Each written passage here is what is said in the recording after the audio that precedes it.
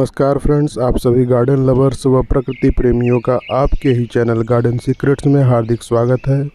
Friends, बसंत ऋतु के आते ही, जो कि ऋतुओं का राजा होता है, पौधों में नई ग्रोथ आनी शुरू हो जाती है। सुगंध के राजा गंधराज, जिसको हम लोग सुगंधराज के नाम से और गार्डेनिया नाम से भी जानते हैं, इसमें भी बाहर आने लगती है और ढेर सारी कलियाँ और फूल आने लगते हैं।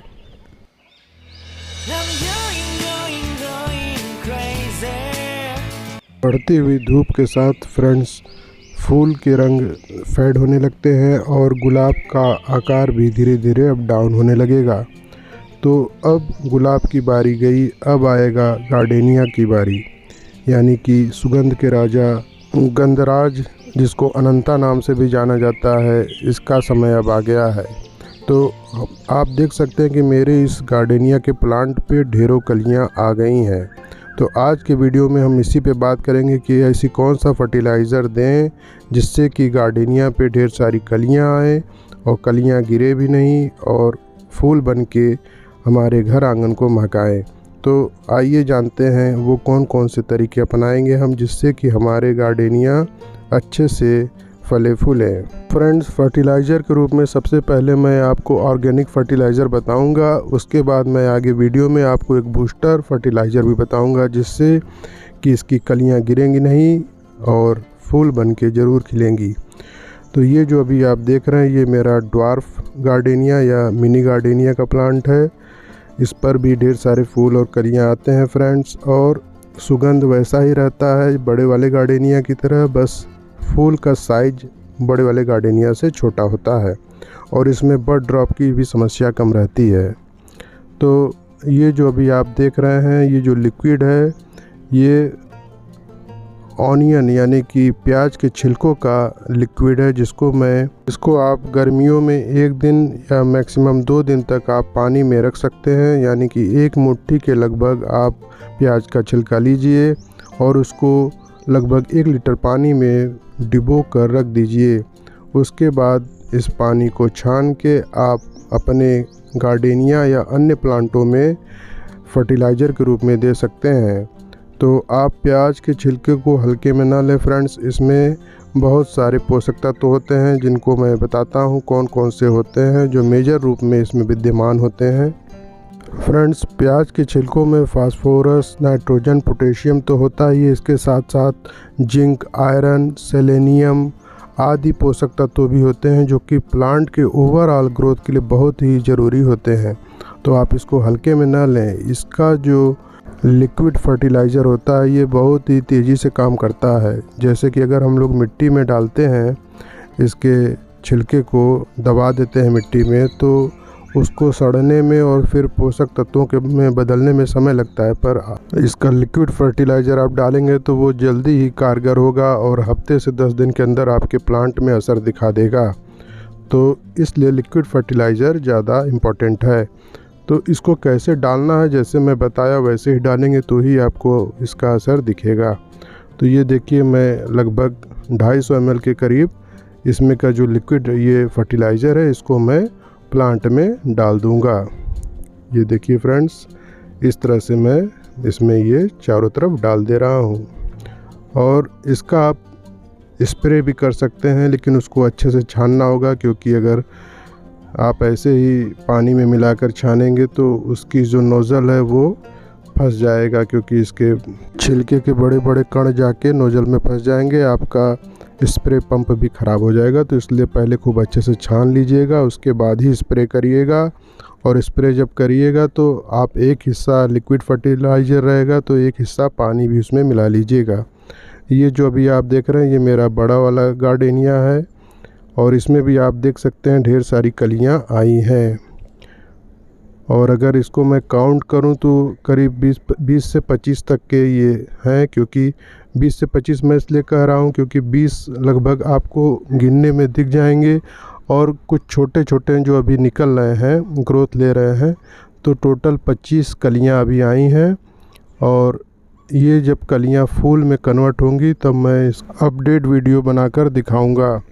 तो फ्रेंड्स, मेरे पास गार्डेनिया के कुल 5 प्लांट हैं, जिसमें एक ये बड़ा गार्डेनिया है, एक ड्वार्फ वाला मिनी गार्डेनिया जिसको मैंने पहले दिखाया, और आगे मैं आपको एक देसी गार्डेनिया और एक येलो गार्डेनिया और एक वियतनाम गार्डेनिया दिखाऊंगा।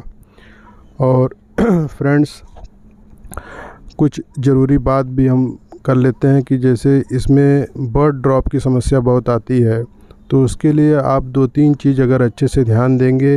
एक तो ये कि पानी आप इसको रोज़ सुबह दे दिया करिए, क्योंकि गर्मी बढ़ रही है तो पानी की कमी हो जाती है। तो पानी की कमी ना होने पाए, पहला चीज़। दूसरा चीज़, फर्टिलाइज़र आप इसको देते रहिए। फर्टिलाइज़र की कमी से भी बर्ड ड्रॉप होता है। और अगर आपका जो मैंने पहला पॉइंट बताया पानी देने वाला, अगर आपकी मिट्टी जो है उसमें नमी युक्त है, यानी कि उसमें बालू की मात्रा कम है, तो पानी रुकता होगा। तो पानी रुकेगा तो आप बार बार पानी न दें, आप ऊपर का टॉप सॉइल सूख जाए तभी पानी दें। तो एक पानी देना हो गया, एक हो गया फर्टिलाइज़र।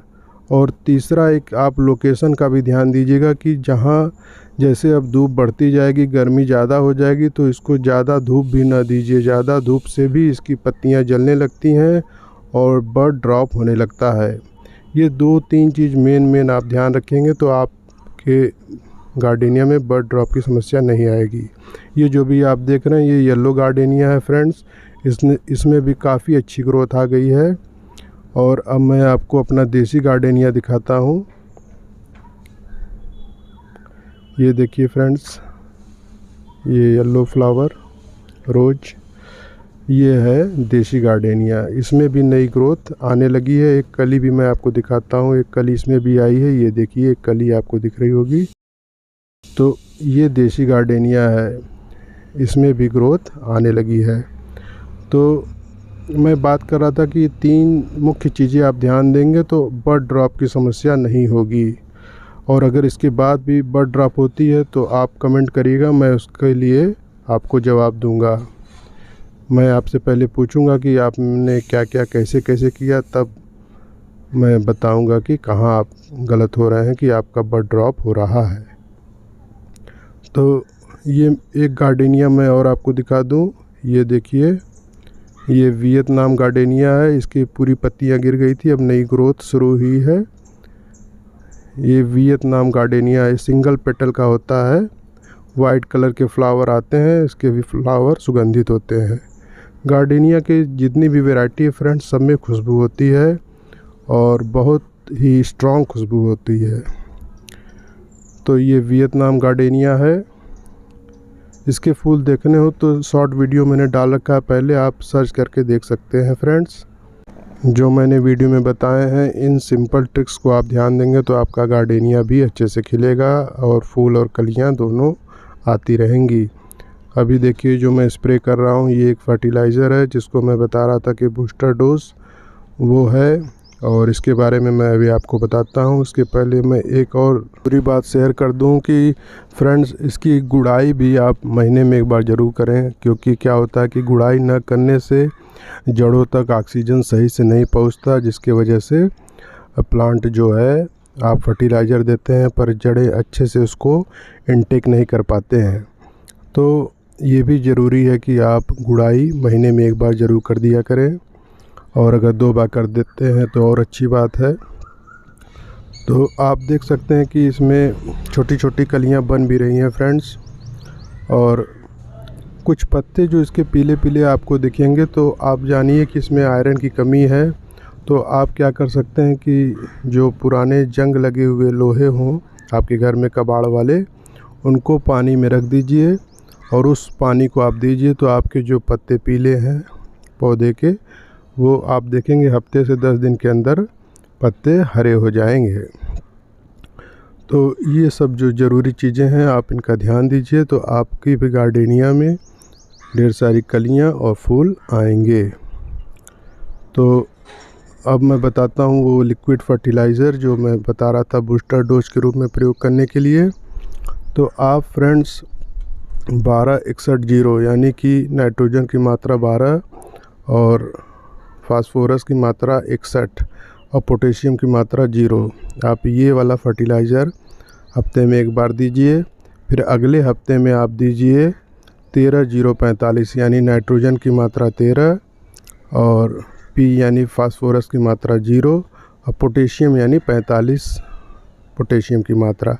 ये ऐसा इसलिए क्योंकि जब कलियां आने लगेंगी तब आप पोटेशियम देंगे तो जो कलियां हैं वो मोटी होंगी, फूल बड़े बड़े आएंगे और सुगंधित रहेंगे। तो इतना करने पे आपका प्लांट बढ़िया से ब्लूम करेगा। इसके लिए बस इतना है फ्रेंड्स। अगर वीडियो आपको अच्छी लगी, इन्फॉर्मेटिव लगी तो लाइक करिए। आपकी कोई क्वेरी हो तो कमेंट बॉक्स में लिखिए, मैं जवाब दूंगा। और आप चैनल पर नए हैं तो सब्सक्राइब कर लीजिए, जैसे कि मैं अपडेट दूं तो सीधे आपको नोटिफिकेशन मिले और आप वीडियो देख सकें। वीडियो देखने के लिए आपका धन्यवाद, शुक्रिया। Happy gardening.